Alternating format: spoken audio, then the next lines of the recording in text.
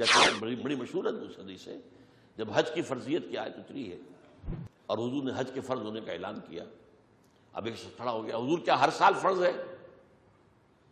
حضور نے ادھر سے رخ پھیر لیا، منہ بڑھا گیا، حضور کیا ہر سال فرض ہے؟ حضور نے پھر اس کا جواب نہیں دیا، تیسری مرتبہ کہا تو آپ نے ڈانٹ دیا، اگر میں کہہ دوں کہ ہاں تو یہ فرض ہو جائے گی تم پر ہر سال،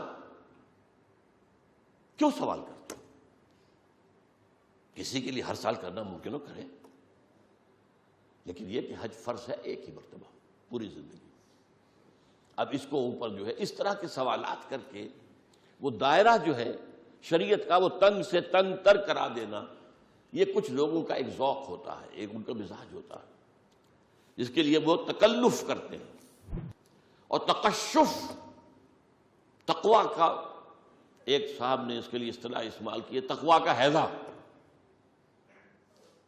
بھائی جو شے کھلی حرام ہے اس سے بچ